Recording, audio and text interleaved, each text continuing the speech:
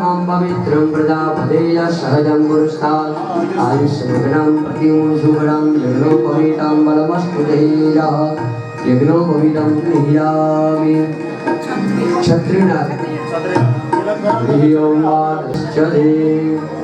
हाँ इधर देखो माता जी माता जी इधर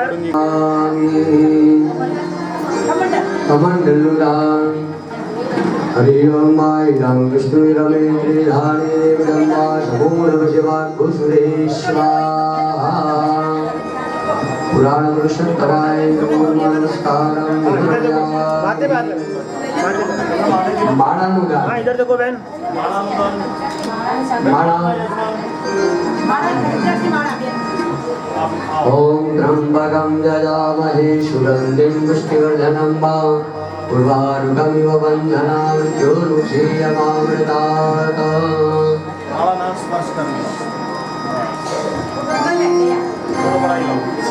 तशी पादुका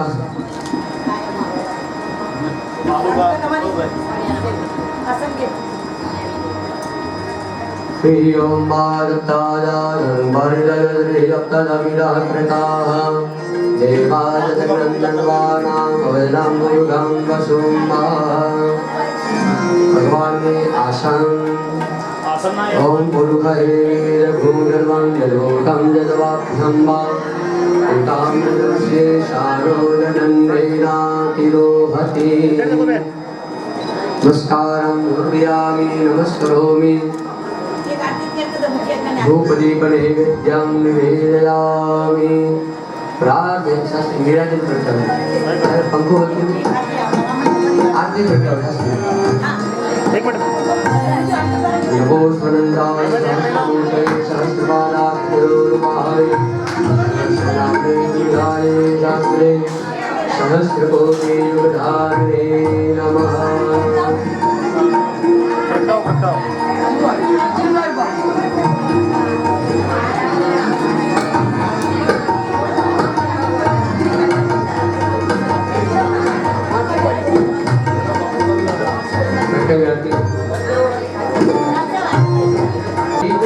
शंतनि से आए आनंद करो आरती हरि गुरु संतनि से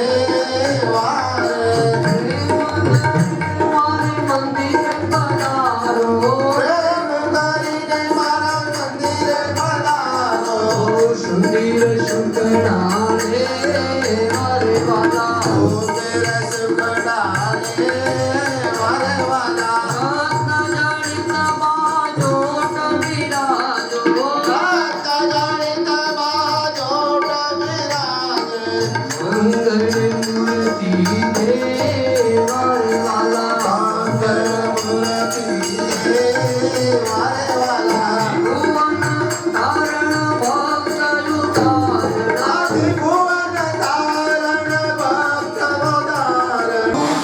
कृष्णाय वदन श्री राधे गोविंद भज मन श्री राधे राधे राधे गोविंद भज मन श्री राधे राधे श्री राधे गोविंद भज मन श्री राधे राधे राधे गोविंद भज मन श्री राधे श्री राधे जय श्री राधे रघुवंशમાં આગળ જતા ખટવંગ રાજા થયા, અજ થયા, દશરથ થયા એની કથા અને એ અવધની અંદર ભગવાન શ્રી રામની કથા. અવધમાં દશરથને ખબર પડી કે મારે ત્યાં પુત્રનો જન્મ થયો. નંદીમુખ શ્રાદ્ધ કરાવ્યું, અનેક દાન દક્ષિણા વગેરે આપ્યું છે. સુંદર વાજિંત્રો આદિ દરેક સુંદર વગાડાય છે.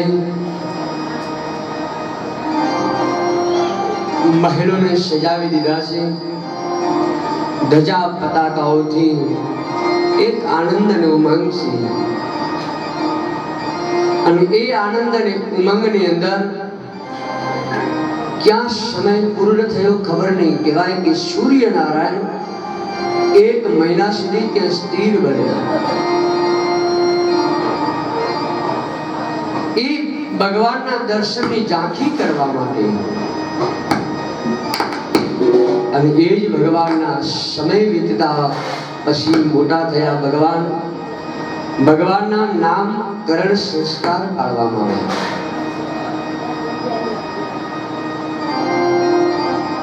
સૌથી મોટા જેમનું નામ ભગવાન શ્રી રામ પાડવામાં આવ્યું, બીજાનું નામ ભરત પાડવામાં આવ્યું, ત્રીજાનું શત્રુઘ્ન ને લક્ષ્મણ પાડવામાં આવ્યું. દિવસે દિવસે મોટા થયા અને ભગવાન ગુરુકુળની અંદર જઈ અને ભગવાને અભ્યાસ કર્યો.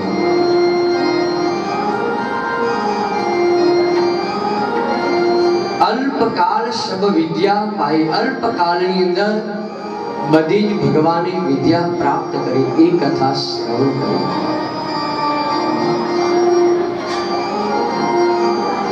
પરમાત્માની કૃપા હોય ત્યારે જ આપણે કથા શ્રવણ કરી શકીએ. ઘણાની વૃત્તિ જ માણસની અલગ હોય કે કશું એને ધર્મ સાથે કોઈ લેવા દેવા જ ન હોય. માણસની કથા સાથે કે આ કથા આ બધું કશું છે જ નહીં. અને મનુષ્ય છે ને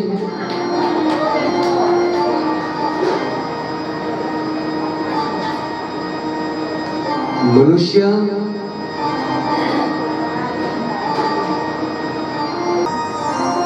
અને ચોથા વ્યક્તિ એવા છે એ પોપટ જેવા.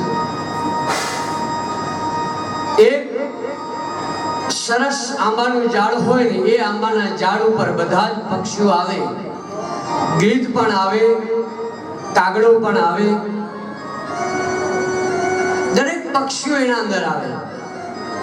પણ આ વૃક્ષો ઉપર બેઠેલા બધા પક્ષીની નજર પાસે અલગ અલગ હોય.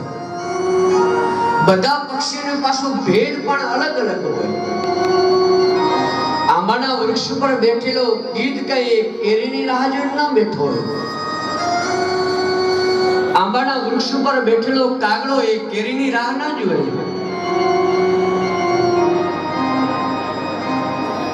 દરેકની અલગ અલગ વૃત્તિ હોય.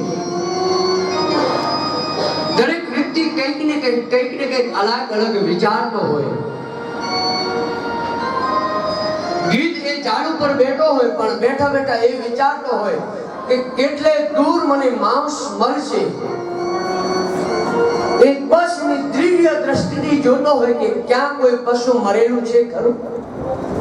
એની નજર બસ એના ઉપર જ હોય, બીજે ક્યાંય ના હોય. એમ ઘણા માણસને એવી જ સંસાર રૂપી વૃક્ષ પર હોય તો એક જ કેવલ ને કેવલ મને ક્યાંથી પૈસા મળશે, હું કેટલો આમ કરું તો મને ક્યાંથી આમ મળે. હવે તો વિચાર તો કરો, ભાઈ ભાઈની પણ દલાલી લેવા બન્યા કે વાંધો નહીં, હું તારું મકાન વેચાવી દઈશ પણ મને તો આટલા આપજે.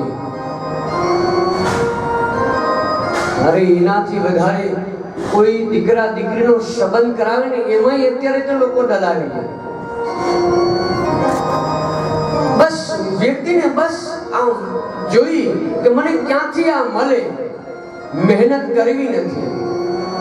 અને જ્યાંથી જમીનોનો ભાવ વધ્યા ને ત્યાંથી લોકોએ મહેનત કરવાનું બંધ કરી દીધું. બધાએ દલાલનું શરૂ કરી દીધું. આ વ્યક્તિ કેવા છે તો એની દ્રષ્ટિ બસ મને આ મળવું જોઈએ. બીજા વ્યક્તિ છે કાગડા જેવા. કાગડાની દ્રષ્ટિ એ જ હોય, એ ઝાડ પર પણ મને ક્યાંથી ખાવાનું, મને પૂરી ક્યાંથી મળશે, મને ક્યાંથી મળે. અને ત્રીજા વ્યક્તિ છે કબૂતર જેવા, બધી જગ્યાએ જાય. કબૂતર ચણતો તમે એને જોજો, એક દાણો ચણે અને દાણો ચણતો જાય, એમાં બરાબર કાંકરો આવે એટલે આમ માથું કરી કાંકરાને ફેંકી દે. એ માણસ દરેક પ્રસંગમાં જાય તો ખરો, પણ માણસ કંઈક ને કંઈક દખલ કરીને આવે. લગ્ન પ્રસંગમાં ગયો આમ પેલા બધું નિરીક્ષણ કરે, કેવું છે, બહુ સરસ છે, આ કેટલું મસ્ત આયોજન કરેલું છે. જો એમ દ્રષ્ટિ, અરે આ વરરાજાની માં કેટલી તૈયાર થઈ છે, વરરાજા કેટલો તૈયાર થયો છે, વરરાજાની બેન કેટલી તૈયાર થઈ છે. અને આમ જોતો જાય અને જ્યાં જોતા જોતા જોવે ને વરરાજાના ફઈને જ કપડા હારા ના જોવે, ત્યાં એમ કે એક ને એક ફઈ ને આને કઈ ના લઈ દીધું.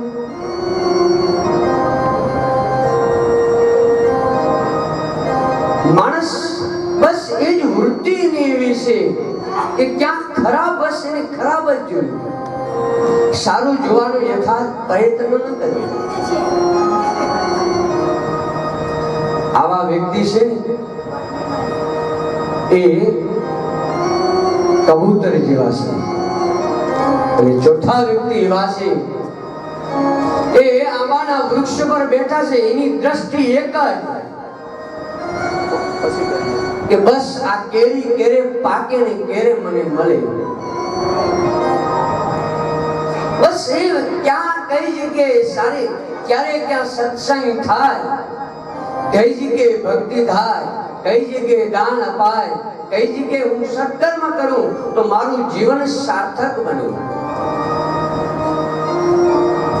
એને પોપટ જેવી દ્રષ્ટિ, એને એક જ હોય કે મને બસ મારે તો આમ મળે. નિગમ કલ્પતરોર ગલિતમ ફલમ સુખમુકાદમુદમ દ્રવસંયુતમ પીબત ભાગવતમ રસમાલયમ. બસ મને તો બસ ભાગવતની કથા, નારાયણની કથા, ઠાકોરજીની કથા મને ક્યાંથી મળે.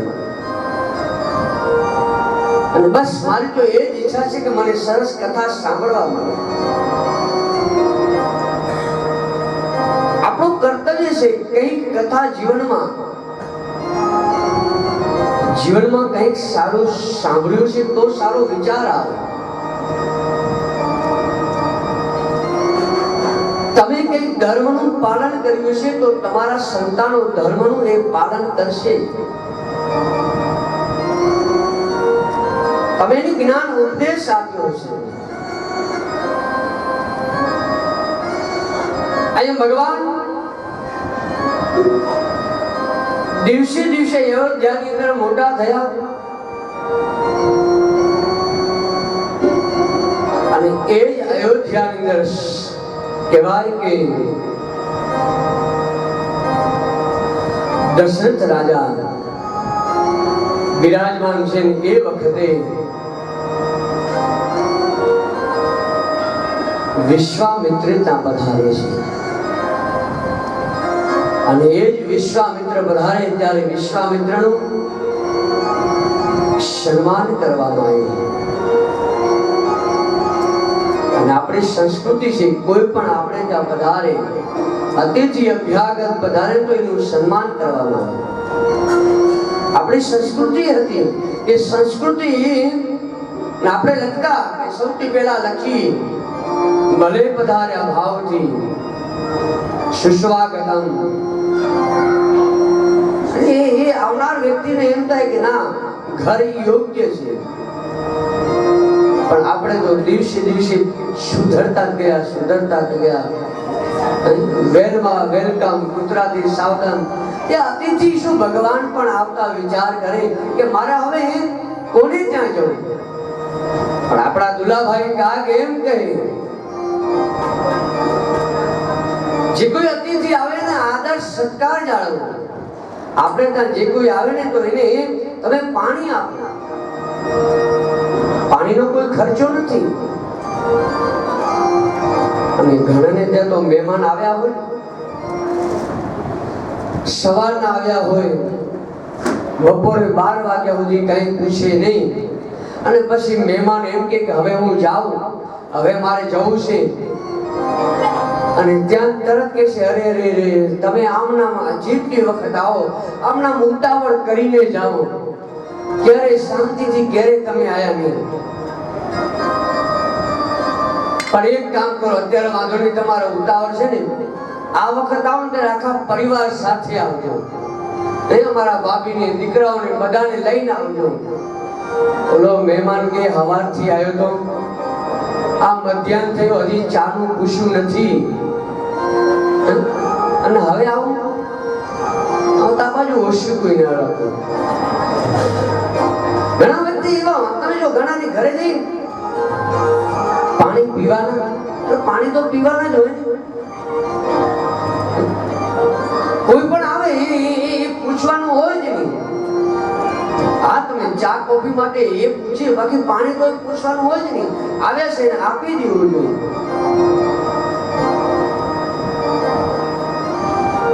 આપણું જીવન સાર્થક બને. જે કોઈ અતિથિ આવે એનો આદર સત્કાર જાળવો એ આપણું જીવન છે. જે અભ્યાગત આવે,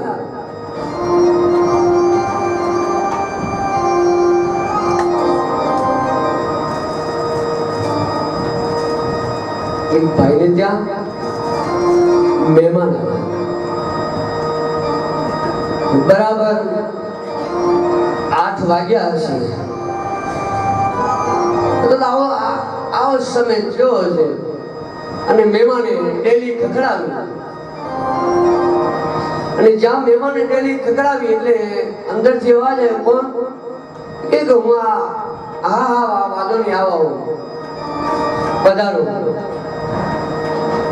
અને અંદર બેઠેલા ઘરવાળી મનમાં વિચાર કરે, આ અત્યારે ક્યાં કર્યા, આ અત્યારે સિરિયલ હારી હાલતી હતી. તો ઓળો બિચારો આમ તો ડેલી ખોલે કે અરે અરે આવો પધારો, બેસો, આમ પાણી આપે, ચા આપે. એને એમ થાય કે બરાબર આવ્યા છે 9 વાગ્યે, એટલે એને એમ થયું કે લાવ હું પૂછું જમવાનું કેવું છે, જમવાનું બનાવી દઈએ, શું કરીએ.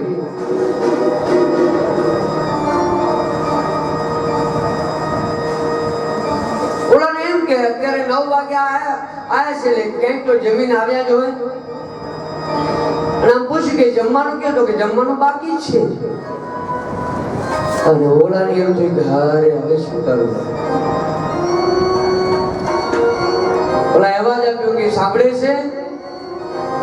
હા, મહેમાન આવ્યા. તો હા મેં જોયું આયા મહેમાન. હા તો વાંધો ને, પાણી આપી દો, ચા આપી દો. એ કે ચા નહીં, પાણી નહીં, એને જમવાનું બાકી છે.